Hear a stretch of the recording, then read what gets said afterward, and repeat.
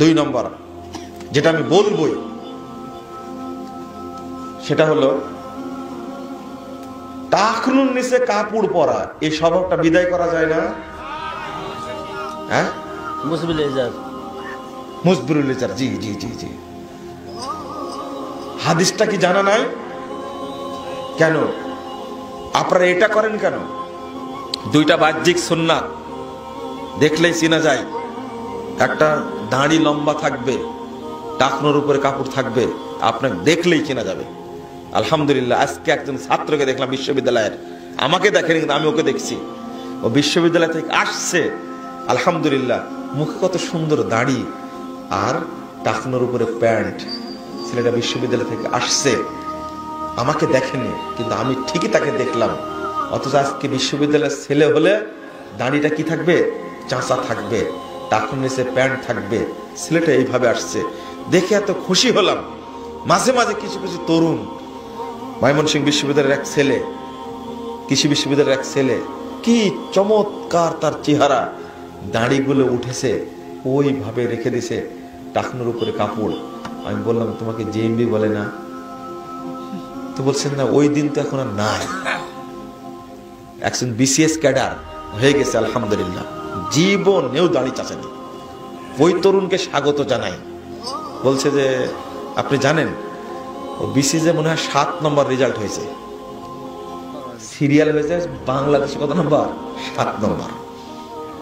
তো বলছে আমাকে যে স্যার, আমার বন্ধুরা খুব ভয় দেখাচ্ছিল যে তোমার এই দাড়ির কারণে আর তুমি যে টাকনোর উপরে প্যান্ট পরো, এই কারণে তোমাকে পেঁচাবে, বিরক্ত করবে, রেজাল্ট তো তোমার হবেই না। রাসূলের সুন্নাত রেখেছি, যদি এখানে রুজি না হয় অন্য জায়গায় হবে, কিন্তু দাড়ি কাটবো না। বিসিএস ভাইবা দিতে যাবে, চিন্তা করেছেন? আলহামদুলিল্লাহ, ও বলছে আমি ভাইবা দিতে গেলাম, তা আমার সাথে ভাইবা বোর্ড এত চমৎকার আচরণ করলো, ভয়ও লাগলো। জিজ্ঞেস করলো, প্রশ্ন জিজ্ঞেস করা বাদ দিয়ে আমি কোন পরিবারের, বাপ কি করে, মা কি করে, এই প্রশ্ন করে আমাকে শেষ করে দিচ্ছে। ভাইবার সময় শেষ, 22 মিনিট রাখছে। বলছে 22 মিনিট রাখছে, আমাকে তেমন প্রশ্নই করেনি, শুধু আমার চেহারা দেখে আর কোনো প্রশ্ন করেন। আলহামদুলিল্লাহ, ও জানে যে ছেলেটা ছোট থেকে মুখে সুন্দর দাড়ি রাখছে আর কোনোদিন সালাত কাজা করেনি, এই বিসিএস ক্যাডারের মাধ্যমে বাংলাদেশের কোনো ক্ষতি হবে না, কোনো দুর্নীতি হতে। আলহামদুলিল্লাহ, রেজাল্ট বেরিয়ে আসছে। আমার বন্ধুদেরকে বলেছি, আমি আল্লাহর উপরে ভরসা করে ভাইবা বলে ঢুকেছি, ভাইবাও সহজ হয়েছে, রেজাল্টও ভালো হয়েছে আলহামদুলিল্লাহ। আপনি চিন্তা করতে পারেন? মাঝে মাঝে দেখি, উফ, এত ভালো লাগে।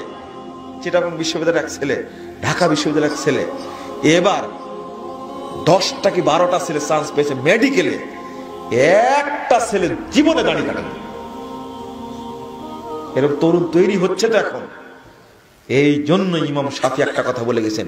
ইমাম শাফি এমনি বলেছেন, ইমাম শাফি রাহিমাহুল্লাহ বলছেন, ইদা রাআইতু রাজুলাম মিন আসহাবিল হাদিস কান্নি ফাকান্নি রাআইতুন নবী সাল্লাল্লাহু আলাইহি ওয়াসাল্লাম হাইয়া।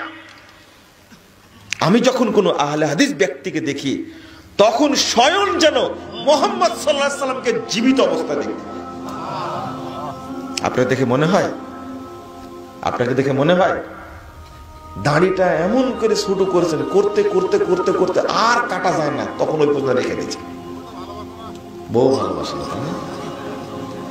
আপনারও সমস্যা আছে। আপনি বিয়ে, আরে ভাই আপনি বিয়ে করেছেন ডিমান্ড নিয়ে, আপনি বউর কথা শুনবে কেন? চিনি না, পালসার গাড়ি নিয়েছেন আপনি শ্বশুরের কাছ থেকে, হতে পারে না এটা? 2 বিঘা জমি নিয়েছেন, জয়পুরহাটে ফ্ল্যাট নিয়েছেন, বউ আপনার কথা শুনবে? বউ তো আপনাকে গোলাম বানায় রাখবে।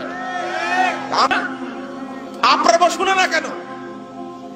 দেখতে গিয়ে বিয়ে করেছেন সুন্দরী দেখি, ভিতরে দিনের পুষ্টি নাই, ও আপনার কথা শুনবে? আশ্চর্য।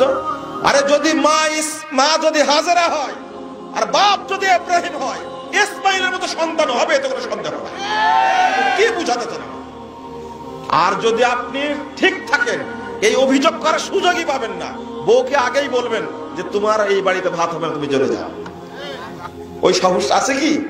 না, ওই সাহস তো নাই। বউ আপনাকে নিষেধ করবে যে তুমি দাঁড়িয়ে রেখো না, বউ তো সাহসই পাবেন আপনাকে দেখে। এই কথা বলেন, কেমন মহিলা আপনি নির্বাচন করলেন? কথা বুঝতে পারেননি?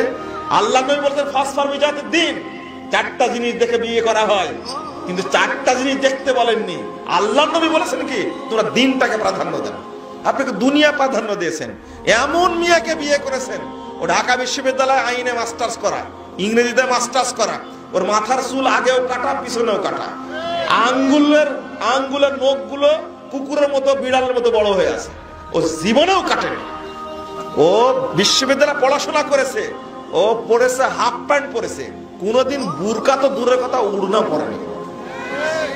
তাহলে আপনার বাপ, আপনি বিসিএস ক্যাডার, আপনার বাপ বিয়ে দিয়ে আপনাকে বিপদে ফেলে দিয়েছে। কথা বুঝেননি?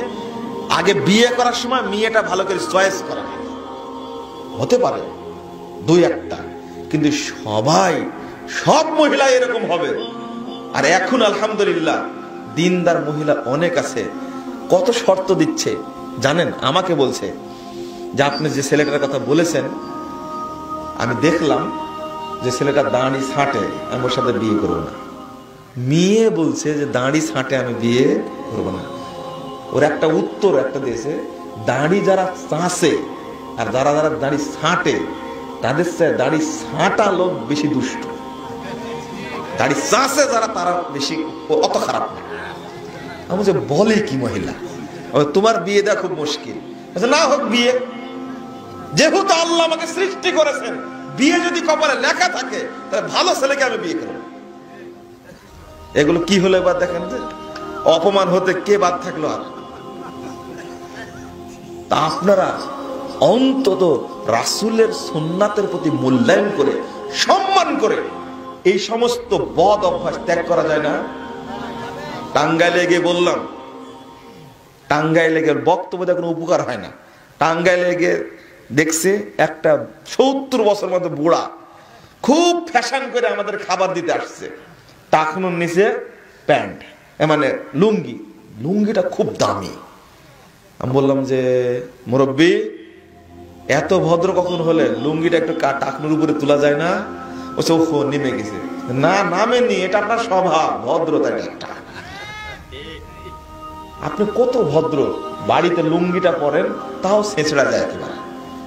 কেন? এটা হাদিসটা জানেন না? এ স্বভাব আসলো কোথায় থেকে? এই দুইটা স্বভাব, আর একটা কি জন্য বললাম, এগুলো যেন না থাকে আপনাদের মধ্যে। আর কি সালাম, জি, এইগুলো আল্লাহর হস্তে, এই বেদাত গুলো বাদ দিয়ে সুন্নাত প্রতিষ্ঠা করবেন ইনশাআল্লাহ, যেটা বলছিলাম।